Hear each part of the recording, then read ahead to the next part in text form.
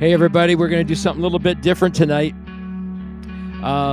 Going straight live tonight is a change up to things. I wanted to do something a little bit different tonight, so I thought I would just go straight live. We got a lot of ground to cover tonight. There's a whole lot of stuff happening out in the world of music. I just watched a really great video this afternoon that is definitely well worth the watch. And we'll put the link up for that a little bit later. I'm going to share this out to some groups right now, and hopefully you guys do the same thing as you see all of this going live. I'm sharing it out to the Edmonton group, and I'm going to share it to the Hamilton group as well as the California groups as well.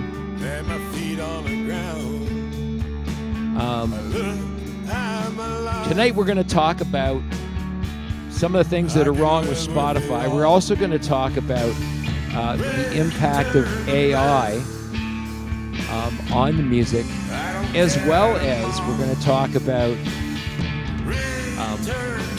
the implications of AI on music, as well as is music dead? Like, is it dead? Is it dying? What's happening with music these days? Well, we're going to talk about all that and more. Right now, you're listening to a new single by a band called Slant 6 from Edmonton, Alberta. They have a new single coming out the 28th of this month called Fear. I'm going to crank up the volume a little bit on this. And I never know. So you wouldn't know, but the lead singer from this band has recovered from throat cancer. And I keep moving on, heart open wide.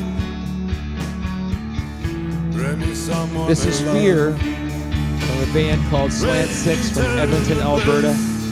Go check them out on our website at indietunes.com. I'm going to turn that down a little bit, and I know it's going to create a little bit of an echo difficulty. We did a little something different tonight, and in terms of being able to broadcast it this way and put the music in the background, it's caused a little echo problem for the guy at the other end. So I'm going to introduce him very shortly. He is my co-host with the most from the East Coast, from the podcast Barstools and Bandtalk, Rimshots with Sean. It is none other than Sean McKenna from the podcast Barstools and Bandtalk, Rimshots with Sean. There he is. Howdy ho. Hey. Happy Wednesday. Yeah, it is Wednesday, isn't it? Wow. I know. I mean, it gets here. Doesn't Wednesday just get here like really quick? Well, yeah, it seems to. If just before we go further, I would like to, if I could, give a shout out to my 17-year-old Cameron McKenna graduates from high school tomorrow. So at about 10 o'clock tomorrow morning, our time. So I'm feeling pretty old right now, as you can see. I haven't touched my goatee up. But congrats, Cammy. I knew he'd get there some way, somehow. I wasn't always sure, but that's pretty exciting. Right, and this is official. This is now like an official. Official what? He's officially graduating from high school, because the photos we saw earlier were the prom photos, right? The prom, yeah. No, tomorrow's it's official. Right on. Yeah. Did he attend a prom after party? They did something. From what I understand, they had the prom at the hotel, and they allowed them to do some things. But apparently, they went to somebody's Airbnb and just hung out and had some fun. And probably not as in depth as what I did when I was in high school. But my son, I remember my son telling me about his after party. It's like, oh man, like it's stuff you just couldn't discuss on air. Let me tell you that. Oh yeah, no, absolutely. And here you go. Here's another thing just before we get started. If you want to feel old, all these people. So Red Fox was 48 his first year that he was on Sanford and Son, 48 years old. Wow. Mr. Roper was 53. Edith Bunker was 44. Oh my God. Carol O'Connor was 48. Now think about You're that for a making me second. feel old. Now you're making me feel Well, old, dude. Mr. Roper always looked older than me, and he's a year younger than me when he first started. So there you go. There we Hilarious. go. Anyway, onto the hard hitting stuff.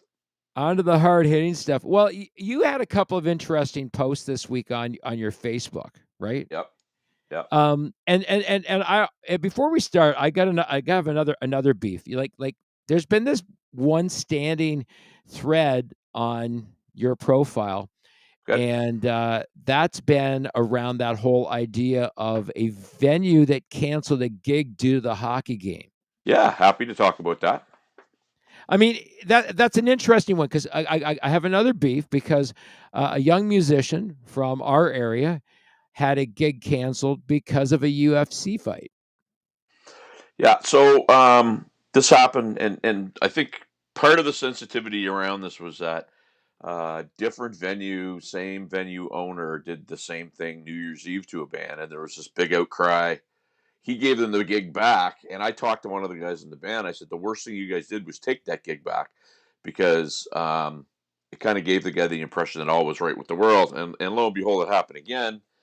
And then he had kind of had the Stones to do a thing last weekend that, hey, Game 7 and support local act, and it was just kind of like, okay, everybody knows what's up. But the part of it that was kind of even more concerning, I guess, in a way, was the fact that the very next weekend somebody played there, and then the people continued to go to this bar, and so it's the classic. Well, so long as it doesn't happen to me, it doesn't happen, and it will. It's proven that it's happened before, and it happened again. Dave Varicali from South Wales, Australia. I think it's in South Wales. Says, "Hey y'all, What's up, David? Dave is with the band Trick Shot, who is on our label. Their song, We Got the Night, just topped 10,000 streams on Spotify."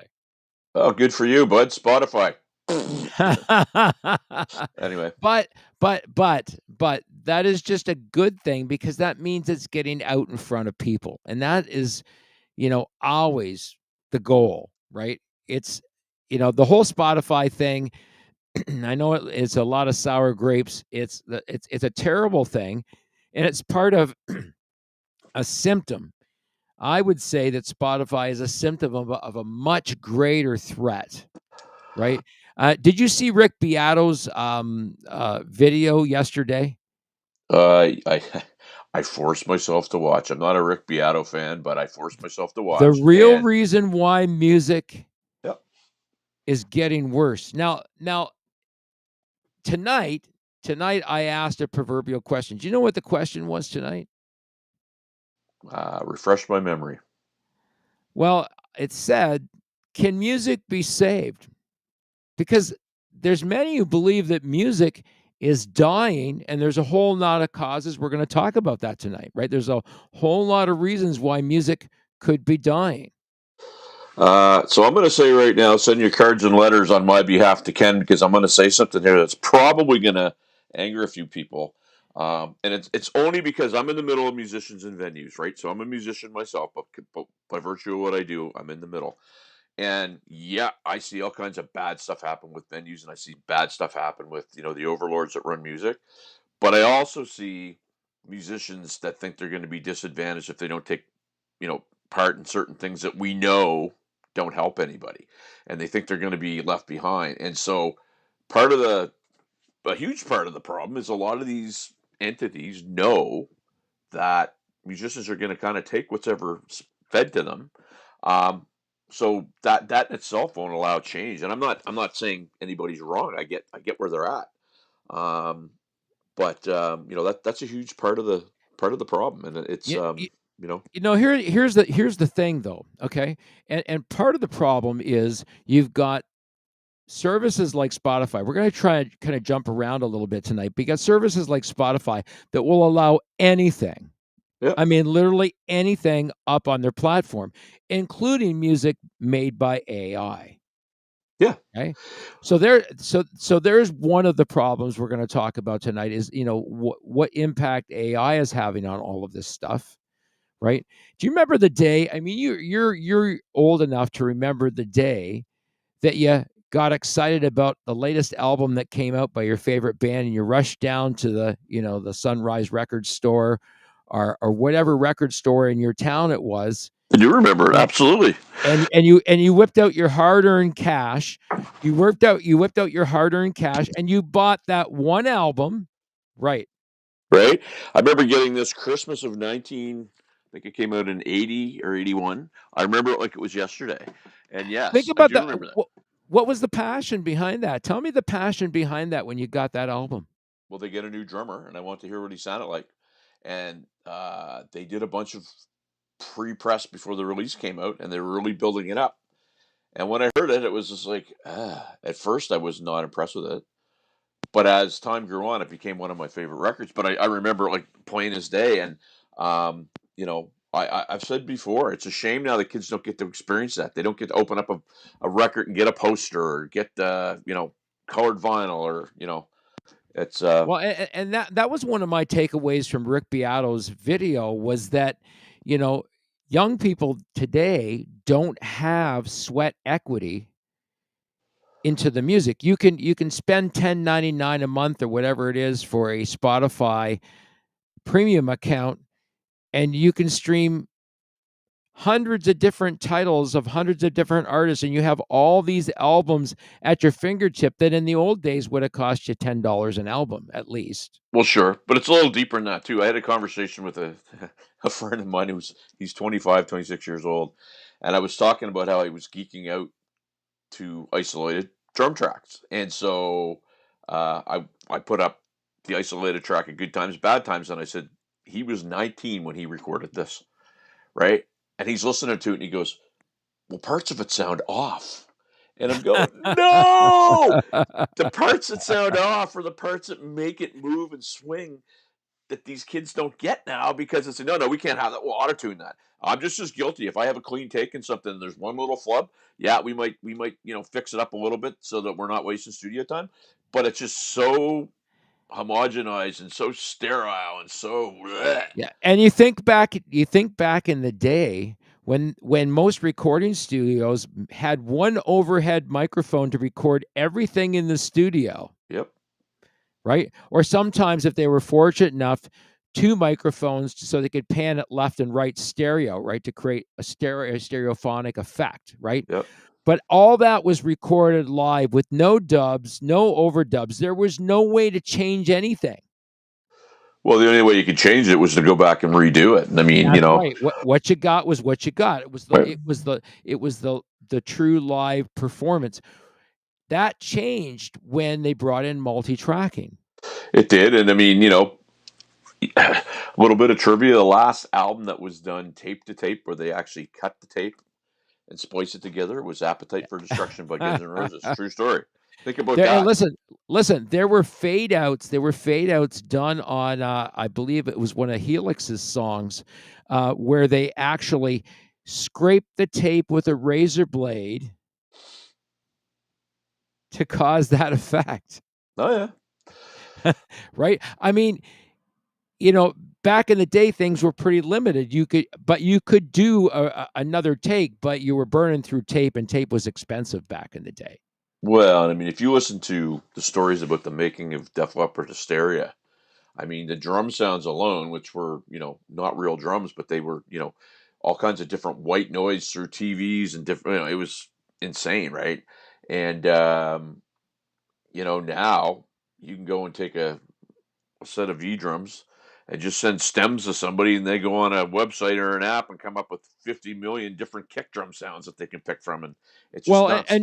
And here's the thing. Here's one of the things that I have an issue with.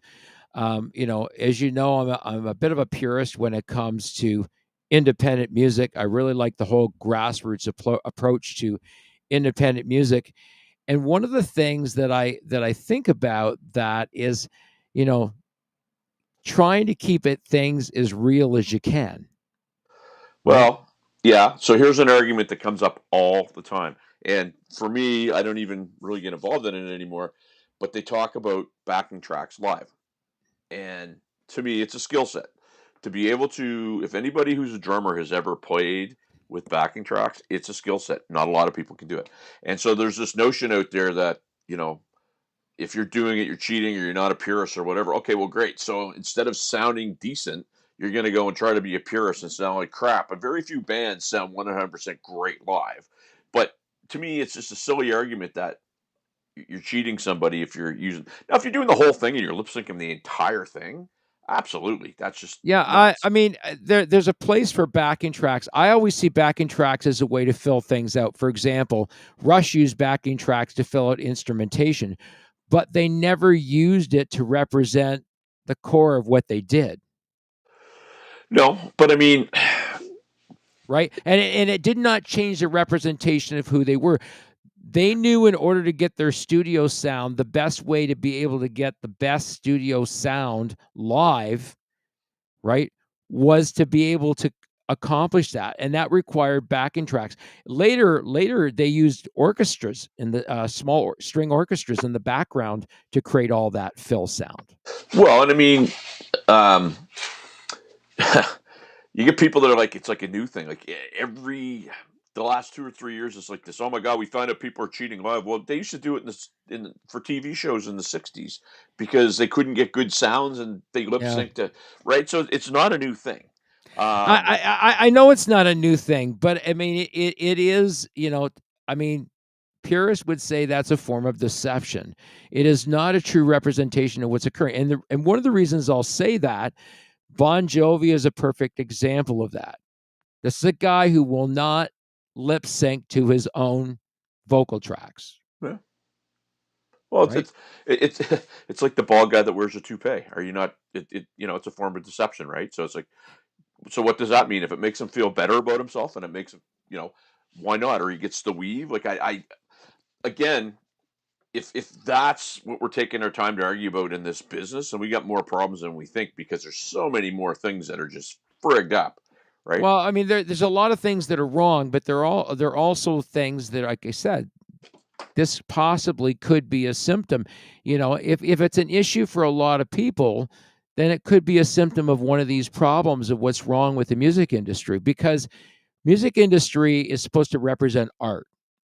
Art in its truest form is flawed, right? It's not perfect, right? It's not perfect. We as humans are not perfect, nor should the music be absolutely perfect. And the thing is that most of the time when you're playing to an audience that is there just to listen to the music, they don't even hear the imperfections you hear in your own performance, because you're your worst critic. You're your Ugh. hardest critic, right? Well, I mean, it's like you can always tell the musicians in the venue because they're the ones with their arms crossed, not buying any drinks. I mean, fine, Yeah, if that. well, you know what? How many times do musicians actually come out to your gigs? Seriously. Uh, If they're working musicians, probably not very often or never.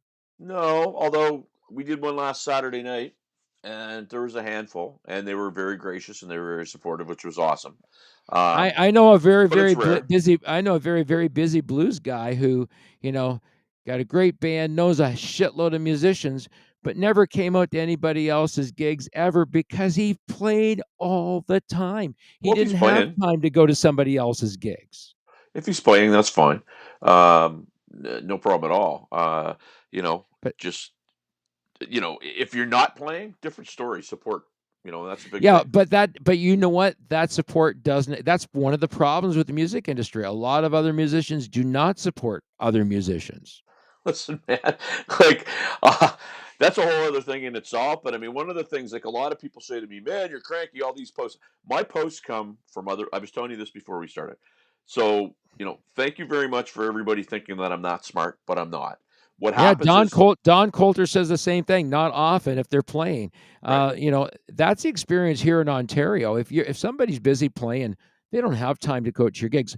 But you're playing oftentimes to a crowd who's just appreciative of the art and it was interesting. We played at a bike rally, um, and our band doesn't play live very often. We had to mix it up with some cover tunes for this thing, and we had 4 guys up there playing their own interpretation of those cover tunes.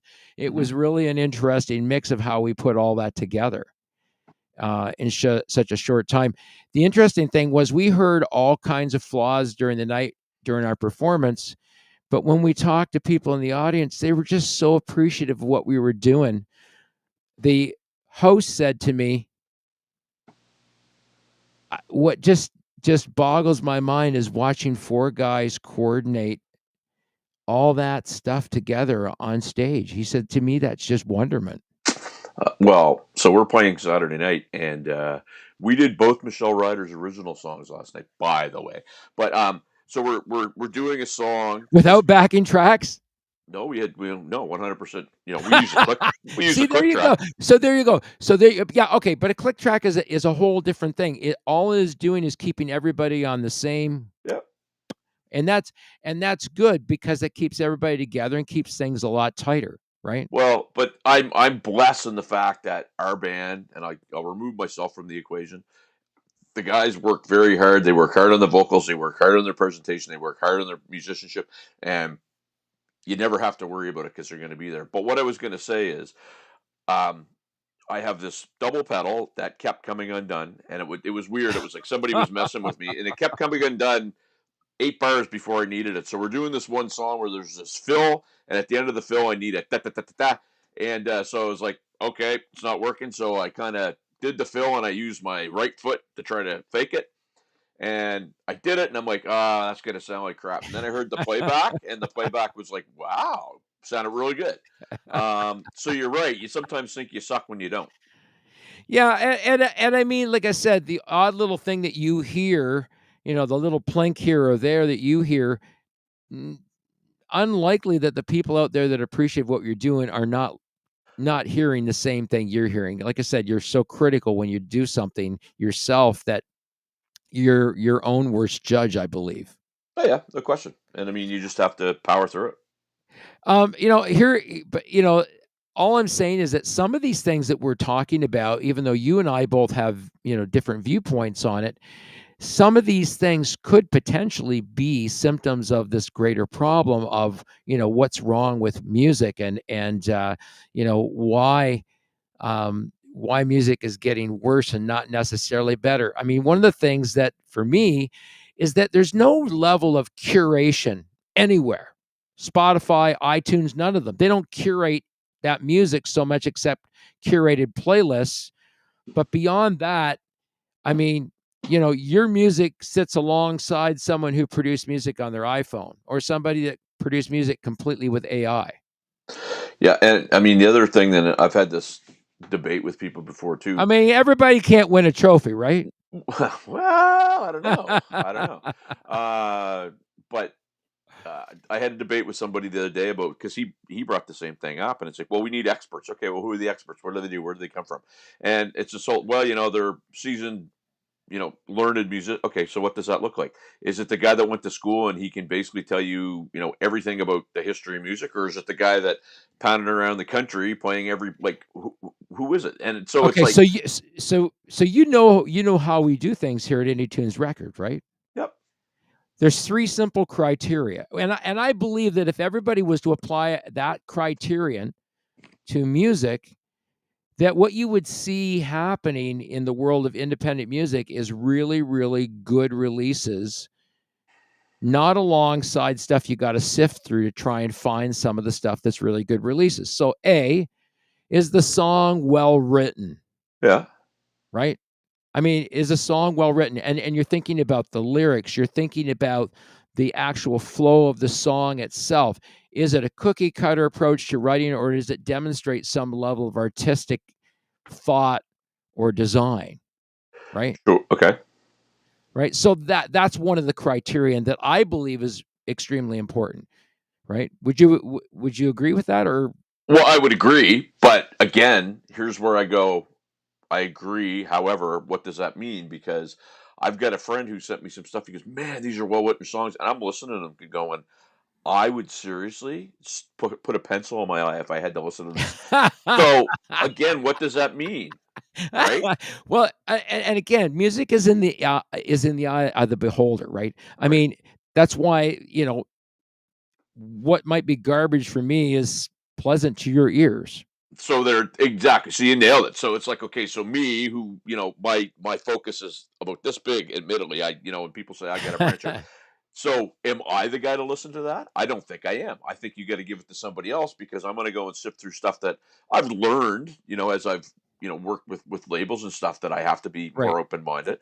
And then there's stuff that I was in a record store in Fredericton 3 weeks ago, and they're playing this. I don't know. It was an independent thing, and the girl's like, "Man, it's so great," and I'm like, "What's great about it?" And she, "What do you mean?" I said, "Explain to me what's great about it, because I'm not getting it."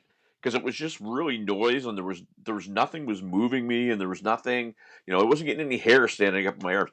Does that make me right? Because it was doing that for that girl. So that's Yeah, the challenge. I mean, I don't know that there's a super right or wrong answer to this whole thing, except that's one criteria. Okay, so Yep. is the song well written, Yep. right? Is there evidence in the song that would suggest this song is well performed? So that is way less subjective. I think that you can tell.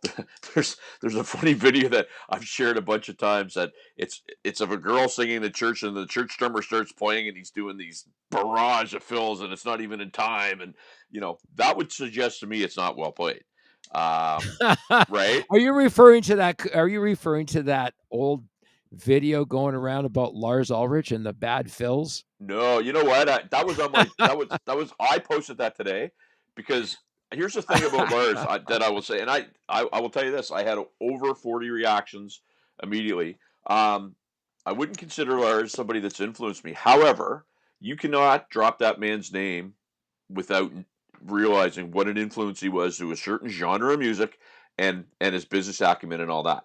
So when he goes up there, and my line was 2 million people went on there and viewed this to watch the guy tank. That to me is very sad because it's like you get 2 million people that they see that, oh, Lars worst fills, and they go on there wanting him to fail. And that to me was sad, right? Right. Here's an interesting thing. So, I I really, really think that there's that well performed part. The other part is, what is the evidence that this song was well produced? And I'm not talking about produced on someone's iPhone Yep. or on someone's, cheap little DAW, right? Something that actually shows some evidence that some care and effort was put into the whole recording process to capture the best tracks, to capture the best sounds off the microphones that could possibly be captured to get you a nice product to mix and master. Yep. And that's again, I mean, I wouldn't consider myself an engineer. I would consider myself a producer because I've done that before, and I Well, I know I've had a craft songs. I can tell when something is poorly put together. okay, so here's one. You made a comment. Actually made a post about the Gavin Evick band. Yeah, happy to talk about that. David Right. mentioned that.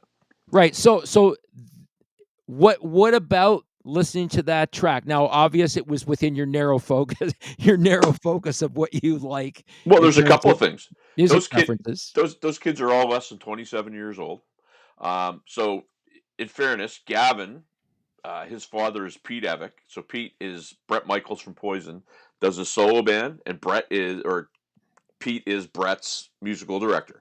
So Gavin, or Pete, sorry, is my age. He grew up on the hair metal thing, so that's all Gavin knew. But he's got a pretty wide palette. So when he decided to put a band together and write, that's where they went. And Pete this is sent a me kid that. exposed to music at an early age, right? Absolutely. No, Pete sent me that song and listened to it. Absolutely. And I heard it and I was like, the strikes a chord with me because a couple of things. One, I'm automatically going, I remember being at the beach when I was 18 years old, drinking beer when I shouldn't have been and skipping school and whatever. Right. And that song kind of did that for me. And I'm going, these guys are young kids that are trying to keep this genre of music alive.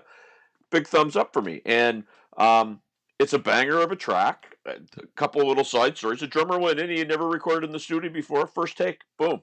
If they're independents, they belong on Any Tunes Records on our platform. Well, and you know what? I haven't had the conversation with Pete about. I know they're trying to get them signed. Um, Eddie Trunk played them on Monday on his program, and Right. Tommy London played them on Monday evening, I believe, which is unheard of. And it's funny because I said to a couple people that track was released about 4 days before we did the pre-release of Michelle's song. And I was watching it all weekend. And it was like, you know what? We had about double the views, and none of the, I guess, same support. So I was sitting there going, I'm pretty proud of that. But I also realized what they're trying to do, and what it means to keeping that genre of music going. Yeah, here's the thing. I mean, yeah, that can help take off. Although I've had bands that have been played on Hair Nation, and just that didn't get any traction from that whatsoever. Well, it's the one thing where at the end of the day, I'll use the explanation like this. There's a post that was put up a few weeks ago. It was about the hockey dad, musician dad, where they try to do everything humanly possible to get their kids in the gun sights of somebody they think is influential, and they do things that you go like, okay, whatever. At the end of the day, they can be the best, and the parents can be doing all that stuff, but the public still has to buy into it. They still have to be likable. Somebody's got to buy it or care. And if they're not buying Right. it or caring, it doesn't matter what you do. Now, here's an interesting thing. So do you believe, and here's another one of the criteria that I think is an important thing, and there's a measurable effect of that as well, because like I said, listening to the vocals in a song are really, really important. If a song has vocals in it at all, the Yep. vocals are very important song because it's carrying the message of the song. No question. Right. And that about, for example, artists like Michelle Ryder and Mark Horton, who are writing, and there's emotion in those songs, and there's usually there's a story behind those lyrics. Yeah. And I mean, you know, uh, Slant Six there. I mean, you played that tune. I like what they're doing. Like, I really like what they're doing. Visions of Morpheus. I mean, I wouldn't consider myself a prog guy, but I appreciate, the effort, the musicianship, the pack. Brent stuff. Brent just signed on here. I mean, Brent's he's I call him the modern day rock and roll, slightly metal David Wilcock, because he's got that kind of little bit of thing going on where you never know which direction he's going to go with it. Well, But he's taken an avant-garde approach to writing music, and because he believed that he had songs inside him that didn't fit the cookie cutter approach to rock and roll writing. yeah, and that's fair. Right. Yeah. And I think the same thing, sort of happened with, artists like, on our label, Creatures of Condition, for example. Their music is very, very, very out there. Yep. Right. But yet, if you listen to the original songs that were taken to them by the lead singer on their tracks, it's a completely different song, because when he brings it to them, it's kind of this folksy sort of roxy sort of thing. Yep. And then these guys put like this psychedelic sort of spin Yep. on the tracks, and then the vocals take on a completely different flavor. It's really interesting because if you listen to the song as it was originally put together by the lead vocalist, it sounds nothing like the finished product. Well, and depending upon how you write, and I just use my near and close example. I mean, Mark and Michelle write all the songs. Mark has the riff. Michelle comes up with the vocals, the lyrics, the melodies, and then it's brought to everybody else. And there's opportunity to insert your musical, palette in there if you like. But it's like, these are the songs. Right. This is the riff. This is the melody. Deal with it. And it's great for me because you still have the opportunity to be creative when the rest of the song is being worked on, but everybody knows, okay, here's what's happening, right? I'm gonna give you like an example here. Yep. You know, um, the new song that's coming out by Michelle Ryder, "Closer to You." And this is an example. These are some things that people put in comments on the video that tell me that we're on the right track when we talk about that. Songs emote. Uh, there's an emotion that comes with the song, Yep. and there's a message in the song, and how well that song is delivered is how well that song is written and how well it's produced. Yep. And it says, love the track, power vocals, melody, just love the whole thing, right? Yep. Songs like this always hit me hard on my heart for many reasons in life, yet they also lift me back to reality and give me hope. Thanks for doing a great job with the lyrics. So, there's the whole thing, right? Somebody's getting the message in that track. So if you listen to that song, and it took me a while to kind of, the first time I actually heard the lyrics, we were playing, we weren't going to do the song, but we did it in sound check, and I actually heard the lyrics for the first time. And you listen to the song and the melody, it's a very upbeat, peppy, you get a good feeling, right? It's kind of one of those Yep, things. You listen to the definitely. lyrics, and it's kind of like the lyrics are not super positive because it's basically about somebody that thinks, they're maybe too good for somebody or everybody else, and so you got this really upbeat, peppy thing with this message. But to me, it's kind of cool because I think everybody can listen to those lyrics and go, "There's been somebody in my life that's been like that." And she's getting through it, she's figuring it out, so maybe I will too. And then when you have that kind of minor or major key happy sort of, we 108, I think, on the metronome dial is what it is.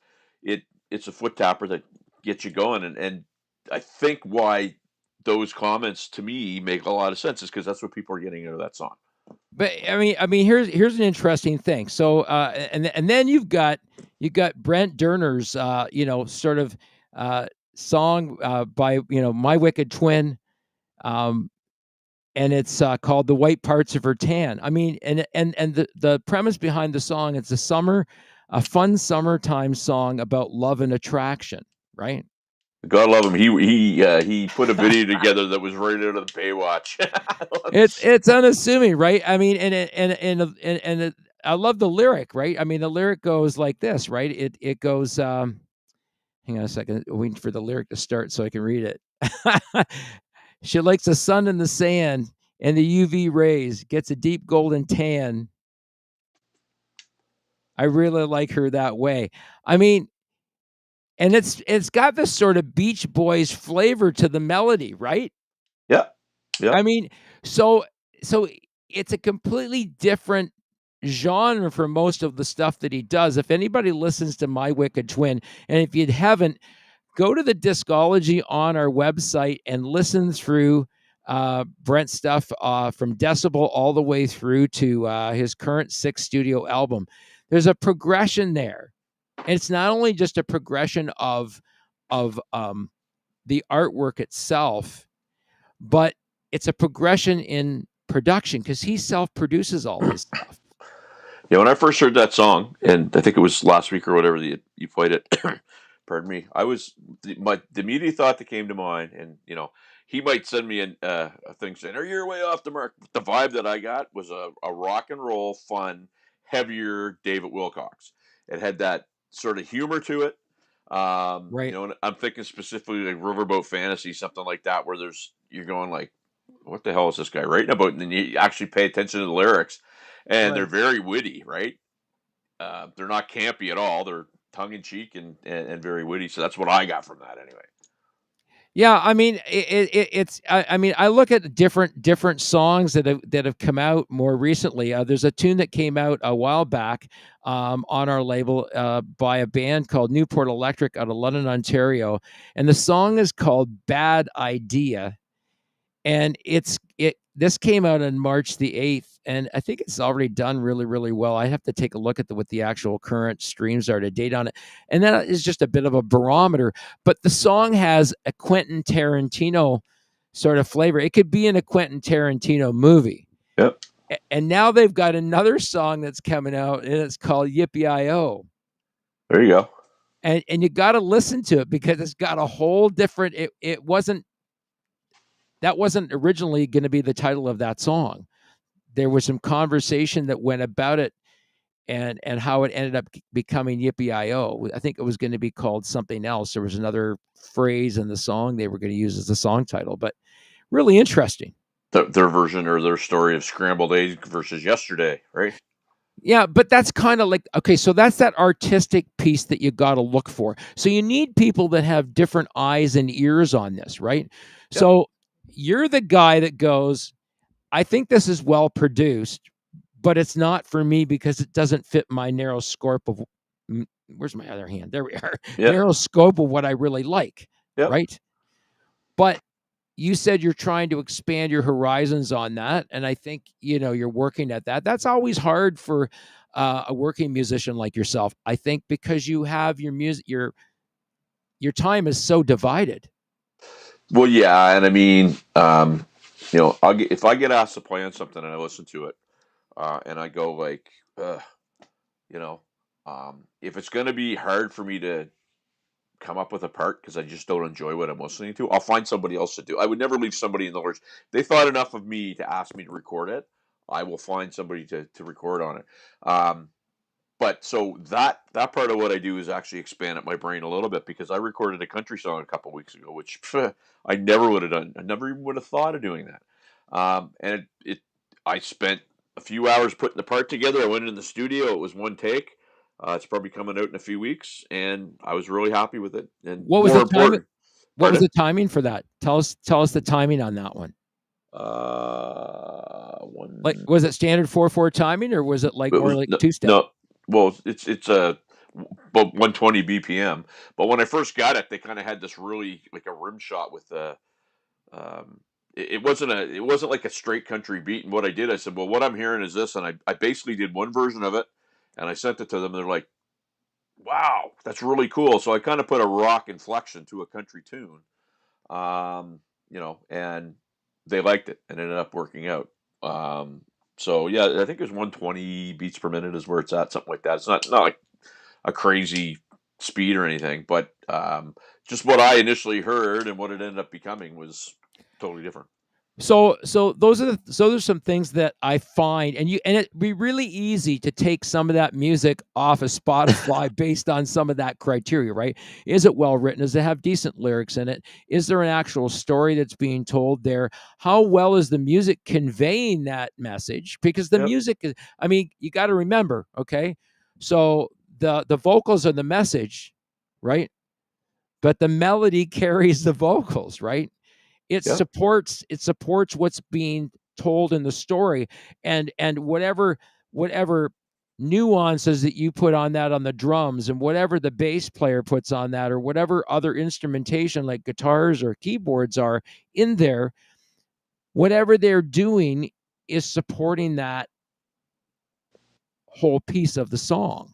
Yeah, no, and the thing is, I'll get people from time to time, I can't believe you don't like this. And, there's these lyrics. Okay, great. But you're kind of going, okay, well, you're a Neanderthal because you only like rock. But I'm supposed to like listen to you. And the thing is, music is such a personal thing to people, right? And that's the challenge. Okay. So forget about the fact that you have biases. Okay. No, I would say they're not biases. And they're not opinions, they're preferences. Preferences. Okay. So aside from your preferences, which you admittedly say gives you some narrow scope in terms of what you like and what you don't like, but you as a studio musician, you can tell when a track's been properly produced, right? 100%. So you're that guy. You're the guy that says, yes, this was produced really well. And it's got evidence that it was multi-tracked properly. It's got evidence that there was some effort put into the old production of it. And I hear all the instruments standing out where they're supposed to be in the recording, right? Yep. You would know that.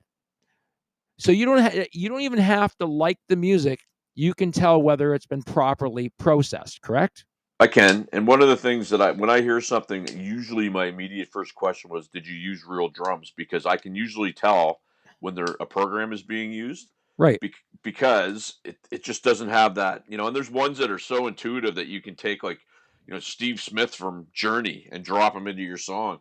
But, it's still absolutely almost perfect. It's all, it's quantized. It's. And that was one of the things that Rick Beato brought out in that video. He was talking about that, how you can sample drums, and Yep. if you don't like this, you don't like that. There's an ad on Facebook, and it got by me here, and because my feed changed, but it was an ad. It was an ad about how you can use AI to correct your vocals, and this guy sings god awful vocals. Yep. Into the microphone, and then he plays it back, putting the effects on it that the AI applies to it, to put it in perfect pitch, to put it into a style of singing that would fit the track that he's putting it on. Well, here's it's like night and day. It's yeah. I mean, and that's ridiculous, because that means now everybody can be a musician. Everybody can record. Everybody gets a trophy. Well, I was just about to say, and Brent, a guy like Brent could relate to this. What they're doing is they're taking away a lot of heart and soul is being removed from music, because there's experiences that aren't being experienced anymore, right? Like, you're not six guys in a friggin' truck pounding, in northern Ontario in the middle of the winter, and you get a flat tire. You're not arguing with club owners. So they're basically, what you do is you sort of learn how to play. You go right to the studio, they AI you, and boom, you get a hit. And this might be a DM answer for you. It says, "Hey, Sean McKenna, what would your rate be per track?" It definitely is. David, send me a message and I can get back to you, because I have a few questions around that for you. So, but thank you. I appreciate that. Yeah, I mean, the cool thing about it is that as a studio musician, you set a rate, right? Yep. And you set an ask rate. And now, have you had any offers in terms of doing a drum track where someone said, "Well, I don't want to pay you. I just want to cut you in for a percentage." Would you be willing to do that?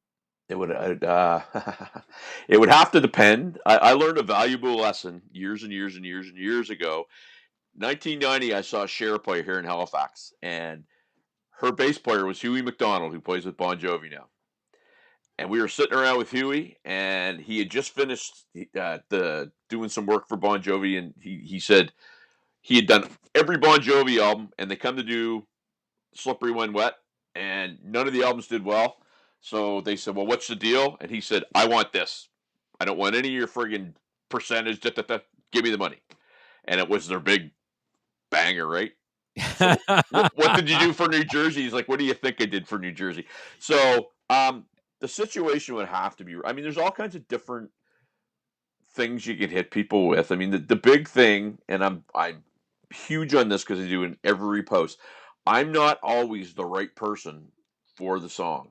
And I know what I'm good at, and I know what other people are good at. Yeah, so you know your limitations. And so there's another evidence of what you know in terms of, your craft, and whether someone's at the whether someone's outside of their limitations in terms of their skill set or not. 100%. And I mean, with drummers, and a big thing now that's really happening in this day and age is, oh my God, the 4-year-old's an amazing drummer. Well, they should be, because they get 18 camera angles of something that I had to try to figure out on a vinyl record. So they all should be great. But the problem is that, again, the part that's missing are the experiences that get you to the, what is it? The 10,000 hours of repeated practice get you there. Well, there's not that anymore, right? They're learning. They're putting a YouTube video on and seeing 18 camera angles of Simon Phillips doing a song, and boom. And when we did it back in the day, we'd put our VHS tape in. You remember those kids? And see Jeff Porcaro do the Rosanna shuffle and try to figure out what the hell he was doing, right? So, I'm not dissing progress. I think progress is great, and I think it's important. But it's, again, you get so much access to information now. There's no excuse, if you really want to do it, why you should suck. But you would know the difference between something that's, say, produced on a cell phone and something that was actually multi-track recorded. Yep, 100%. Right. So would you consider that they're in the same ballpark? I wouldn't. Right. So okay. And what are you basing that decision on? A few things. What I'm hearing. And again, I'll give you another example where I worked on a track and I was asked to do the drums, and we did them, and we sent the stems over, and the producer didn't know how. I'm hearing snare in the kick drum mic, and I'm hearing this.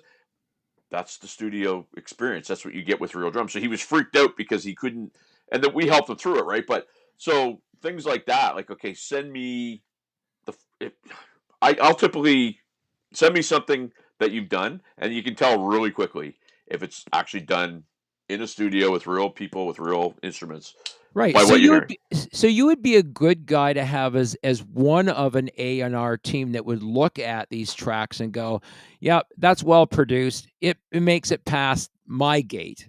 Right? So you develop what you call gatekeepers, right?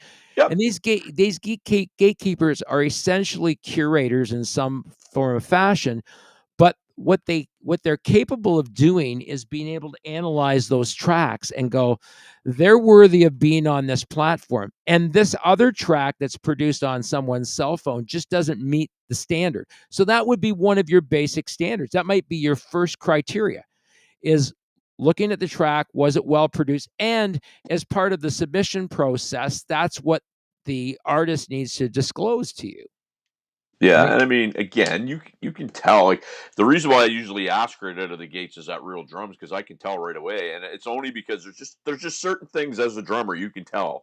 And I'm often not fooled. I mean, every now and Now again I now am, does but that make it or break it for you in no, terms of the overall playability of the track? no, not at all. Because I also come from a world when I was coming up where get your crap together or you don't get to play on the song, right? So it's like that's no, I know a lot of bands that never used their own drummer in the studio because their own drummer couldn't play to a click track. well, and I vowed I was never going to be one of those guys. And I mean, and so far it's worked out for me. But again, it's it's not a deal breaker because there's so many great things you can do with that now, and you've even got drum apps where they'll speed up and slow down to Right. certain things. So yeah, it's not a deal breaker. It's interesting because, the stuff, that we produce, that Green Ink produces in the studio, none of that is played to a click track. Yeah. It's all played by feel, and it's all played by everybody being in the place they're supposed to be, no matter what's going on with the timing or the time signature. There's familiarity with the song to the point where you go, "Yep, that's the best we're going to do with a live recording of this particular song." But it's only going to be one of many different renditions that you would ever play of that song. Well, it's funny because Mark and I have this conversation all the time where he'll be like, "You got to play it right," and I'll be like, "What does right mean?" Well, the way it's on the album, it's like, but that's one version of, like "Stairway to Heaven's" a great example. There was a story where it took Bonham a long time to get that track because he couldn't figure out how to come in. Then he finally did. He did a couple takes and he was done. He's at the board. Jimmy Page is like, "I think it needs to be one more time," and Bonham just flips out, goes and does it one last time. It winds up being the track, and he goes, "I hate you because you're always right." And you know, that was maybe take number 57 of the song. Um, And the thing was, right, they were multi-tracking at that point in time, yeah. so it wasn't a case of being able to get that live performance down right and getting the best live performance of the song. It was getting the best multi-track recorded version of that song. Well, and you are And beholden if you're recording something, and you're beholden. there's no way that any band will fully ever replicate what they put on in the studio on a track, because it's a different situation. You're playing with a different setup. You're maybe not even playing with the same setup it was recorded on in the studio. No, you're trying to get perfection in the studio, but I mean, Kiss, Cheap Trick, April Wine, all those guys. Some of my favorite versions of their songs are on their live albums. Exactly, Right? exactly. I mean, we decided to do something different. I mean, from other artists, we record everything live off the floor, no dubs, no overdubs. It's just getting that best performance of that song. But we have the luxury because I have a studio here and we can run, the DAW till the cows come home. We'll record a whole session and then listen back to the session and go, okay, that one's a keeper. We'll isolate that one out and save that project, right? Yep. And come back to it and go. And then everybody will listen to it again with fresh ears the following week. And I'll say, okay, is that the best? And everybody's listened to their own parts, right? What are your rehearsals, like 8 hours long or something? We go once a week, and it's usually 3.5 hour session. So how many songs would you record when you were playing? We record the whole session. So whatever songs we decide to play during that session, what we'll typically end up doing is recording maybe 6 songs and then take Right. a break and listen back to those 6 songs. Okay. But will you do multiple takes of the 6 songs? I guess what I'm getting at is a rehearsal and also include the listening to the playback to see what's what. Yeah, it's listening back to the playback, and then we go, no, that's not the best version of the song, but it's the best one to date. Let's hold on to it, see if we can do one more Right. better. Yeah. Because maybe somebody goes, the bass player goes, no, I didn't like this note, or I you could tell I got some buzz off the fret on that one. I didn't like that, right? Yep. So we'll listen to it, we isolate it, we go, yep, that's not what we wanted. We'll re-record it the next session. Yep. But they're all live off the floor, and sometimes we'll do the song only once in that session. Yep. But there'll be like 5, 6, 7 songs, and sometimes in between a song, one of us will start a jam, and that ends up becoming the beginning of a new song. That's fair. I mean, if I go into record something, my absolute goal is to get it in one take. And so I will obsess over it in practice and preparation and go in the studio. And it's rare, and I can tell you in the last, I'm up to 31 tracks right now, and I have not done any more than one take on 31 tracks. It's not because I'm that good, it's because I'm prepared when I go in. Yeah, and that is the big deal. I mean, when you're going to a studio session like that, where you're going to be recording multi-track for someone, you want to go in having done your homework. You want to go in prepared. This is where a lot of bands that are paying for studio time make the biggest mistake, because, they're not prepared when they actually go in to record that session. No, 100%. And there's nothing worse. And I hate to pick on drummers, but there's nothing worse than drummers when they're not prepared, because I don't know what it is about the instrument, but when you start getting frustrated and you start hearing yourself and you think you're doing something that sounds great and it doesn't, it's really, really rough. It's really rough. And it's taken me a long time to get to the point where it's like, oh, I'm going to be prepared. And one of the things, like, sometimes you'll get a track with no drums. They're playing to a click track, but they send you a scratch track. The guitar is way off the click, and you're going like, "Oh my god, I got it!" So there's all kinds of different things, right? And you got to be prepared. I mean, here's that example of going back to that live recording situation. Our drummer will use different fills every time we record that song, so it might sound different each time. And it's not that he's necessarily putting different fills in because he decides to put different fills in. We're maybe playing the song with a completely different feel. Yep. Right. And because a lot of the songs, not and necessarily every song, but a lot of the songs, I start them with guitar. Yeah. And there's a very, very few that start with the drums, or some that start with the bass, but most of them start with the guitar. Very few of them are accounting, so my drummer has to rely on me that I'm going to come in on the right, that I'm going to give him the right count. Well, I'm going to tell you. So I'm going to be doing a track for a gentleman by the name of Bobby Sisk, and he's all over Barstools all the time. He's got a YouTube channel. This man, he's from Phoenix, Arizona. He's become a very dear friend. A absolutely vocalist from heaven, hell, whatever you want to call him. He's got an up-tempo banger, and he is a drummer as well, and he put the drum. So he wants me to replicate what he came up with, which I'm totally fine with. Right. But it's going to take some work. And so he messaged me today, when you're ready to go in. I'm like, I'm sorry I didn't have time to work on it. It's going to take me a couple days to get your part. But I will go in and I will nail it, because I'm going to be prepared. I don't want to waste anybody's time. And I don't want to waste my own time, right? So, I guess, like I said, one of those things that you you think about when you're doing all this stuff. And I think about how I put our drummer through the ringer all the time, because, 90% of the songs I start them. So I'm actually giving him the count. So if we're fast or slow on the song, it's all on me. It's not on him, because he locks into whatever I give him. Oh, guitar player setting the tempo. Yeah. And and the thing is, the songs, all the vocals for the songs, I write them, right? Yeah. So I know the timing of the song to properly deliver the vocals, right? So if I start singing the tempo of that song in my head, I usually come in right on the right tempo. I give him the right count, and he's right there. Yep. Right. Yep.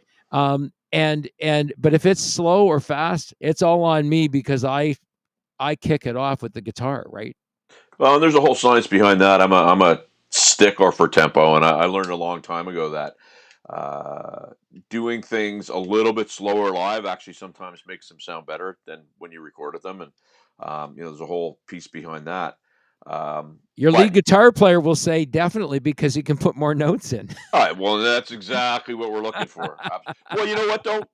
A lot of what I do when I play in terms of tempo is for the singer, because I know the singers get the hardest job on stage, and if they're doing a lot of vocal gymnastics to be able to get breath and whatnot, even 2 beats per minute on a song can be the difference between crash or burn, right? So that's a whole other thing though. But yeah, nothing is worse than a vocalist, especially a vocalist that's playing guitar, to actually have the vocals feel rushed. Oh, I thought you were going to just stop it right there. There's nothing worse than a vocalist playing guitar, but you kept going with it. No. When I play guitar, if the vocals are rushed compared to what I'm playing on the guitar, yeah, no question. It really fucks things up for me, because then I feel like I've got to either speed up, and stay with that, which makes it harder to draw breaths between vocals, right? So listen, man, I remember doing my first club gig at 17 years old, and we were supposed to do a 45-minute set because we were opening. We got our set done, and we clocked in at about 37 minutes. And that was because all the songs were too fast. And I remember the sound man going, "It's not a race. Slow down. You guys came up short by about 8 minutes here, right?" Kind of rang with me, and I still didn't grasp the concept for a couple more years, but for those of you that are new to us, check us out at IndieTunes.com. That's where all our artist music lives, first and foremost. You can find this song called Crimson Scene on our website by a band called Creatures of Condition. And Don's comment was, it was done in one take except for the vocals. It was a mood tune, and we tried, but we couldn't replicate it live. And that happens. And I mean, back to our earlier conversation about playing with tracks, and there's no dishonor in having to do multiple takes of stuff. For me personally, it's a couple reasons why I like to do that. One, I want to be able to get the track back to the person that I'm doing it for as quickly as possible. That's the first thing. The second thing is the way that I'm set up is it's advantageous for me to give a rate and get it done good, quickly, properly, and not be going into my own pocket by frigging around, right? So I mean, that's here's the. So I want to close with this comment. We're an hour and 3 minutes in. We're in the first period of overtime here. What I really wanted to say about that was, we started off the show talking about how certain bands that you liked performed live albums better than studio albums. Yep. Okay, so here's an example of that. If you really, really are a live playing band, then your live show should actually be better than your recordings. And there's a perfect example. Kiss, one of those bands. If you heard them live, they played way better live than they did on the studio albums. There's evidence drifting out to suggest that's not the case. Well, some of the board tapes that they've put out recently, I got one from 77. It was from Boise, Idaho, which part of it became Kiss Alive 2. And there's some dillies on there, man, and that's fine. I disagree with that. I mean, I saw them in 1974 at the London Arena, and they killed it, man. It was way better than anything that they'd put out to date in 74, and then I saw them again in 75 and 76 in London at the London Gardens. And no, man, they put on a good live show, better than I expected to hear them live. Yeah, I mean, I'm a huge fan, and I've dissected and looked at them and whatever. And I mean, even Van Halen, I love Van Halen, and I mean, there's go. Everybody's probably done it, but the 1983 S Festival, for that time, they got paid almost $2 million to do that, and it was, it was what it was. But then I went and saw Styx a month ago, and it was just wow, like just my jaw hit the floor, right? So. Sometimes it's by design. I mean, sometimes it's by design is that you want that. I mean, you should at least be able to replicate what you're recording in the studio live to some reasonable facsimile or some reasonable version of the song live if you're gonna, put it out there. And you guys are doing that with Michelle's songs. Yeah, yeah. I mean, but quickly, basically, I guess the one thing that I think is good is by the time I actually get it, there's no opportunity for me to mess around with it. It's very, our formula is really simple. If you come and see us live, and people saw it Saturday night, man, she's the focal point, and you got 5 guys or 6 guys or whatever that are on the stage that know to support her, and they do it willingly, and they do it very well.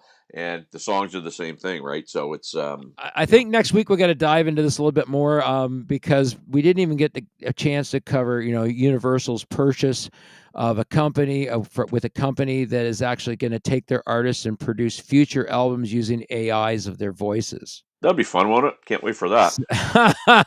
Well, and again, is that killing music? Is that one of the symptoms No question, it is. that's killing music? So No question, it is. I mean, this is an opinion piece straight for me, but they're trying to figure out new and ingenious ways to A, not pay people, B, keep people away from venues, right? And C, have people pay money for stuff while doing all this stuff. And out there in everybody's face, you've got the Kiss avatars and now the licensure to be able to use their AI vocals for future releases. Yeah. So I mean, this is like potentially making some bands live on forever in infamy. But I guess the question is, it's not them really performing anymore, is it? It's not. And I think, the whole 2020, they talked about the pivot. I think the independent artist has to pivot and try to take back some of the scene, if you will. Keep the honesty in your music. Maybe that's the Yep. that's the takeaway from this. Anyway, we're gonna get on this some more next week. I will be broadcasting from a remote location next week. I'll be up in the north on a motorcycle ride, and we'll be trying to connect by telephone next week. So we'll see how that actually works.